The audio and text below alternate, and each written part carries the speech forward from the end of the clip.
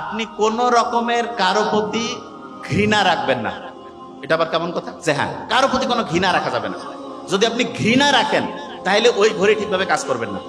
তাহলে এখানে আমরা যারা আছি যে কোনো কারণে যা কিছু হোক কারো প্রতি কোনো রাগ কোনো ঘৃণা এটা থাকাই যাবে না।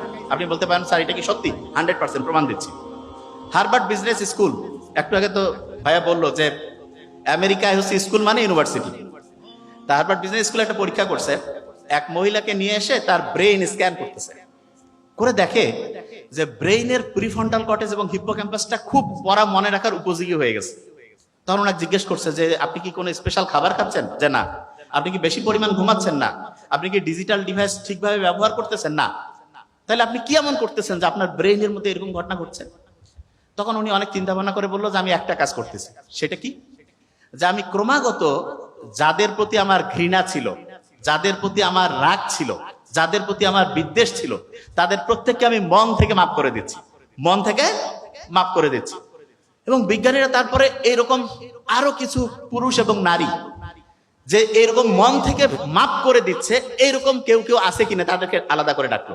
এবং মজার ব্যাপার, প্রত্যেকের স্ক্যান করে ব্রেন দেখলো যারা অন্যকে মাফ করে দিচ্ছে, অন্যের প্রতি কোনো বিদ্বেষ নাই, অন্যের প্রতি কোনো ঘৃণা নাই, তাদের ব্রেইনের প্রিফ্রন্টাল কর্টেক্স এবং হিপ্পোক্যাম্পাস আল্লাহর রহমতে পড়া রাখার উপযোগী করে তৈরি হচ্ছে।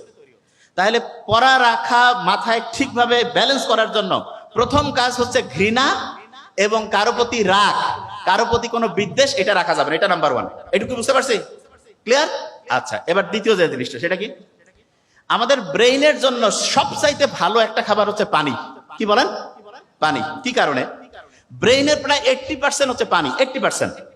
আমরা অনেকে আছি না সকালবেলা উঠে পানি খাই না, কিন্তু অনেকে আছে না যে সকালবেলা উঠে পানি খাইতে তিতা লাগে। অনেকে বলবে আপনি সকালে উঠে হাফ লিটার মিনিমাম পানি প্রত্যেক দিন খাবেন, প্রত্যেক দিন। এবং পানি যখন খাবেন পানিতে কয়েক ফোঁটা পাহাড়ি লবণ, হিমালয় সল্ট এরকম বিভিন্ন নামে পাওয়া যায়, এই লবণটা যোগ করবেন। এইটা করে দেওয়ার পরে আপনি যখন ওই পানিটা খাবেন, আপনার ব্রেইন যদি পর্যাপ্ত পানি পায় তখন আল্লাহর রহমতে পড়া মনে রাখার যে দুইটা সেন্টার, যে ইনবক্স, এই দুইটা একদম তরসাদা ওয়েতে কাজ করবে। তাহলে দ্বিতীয় কাজ হচ্ছে কি? ঠিকভাবে পানি পান করা। বলি ঠিকভাবে পানি পান। আচ্ছা, তৃতীয় কাজ, বুক ভরে শ্বাস নিতে হবে। নাম তো আমার সাথে একটু,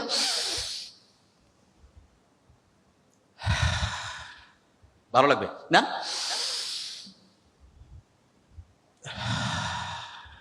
আরেকবার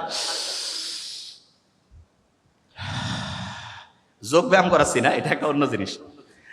এটা হচ্ছে কি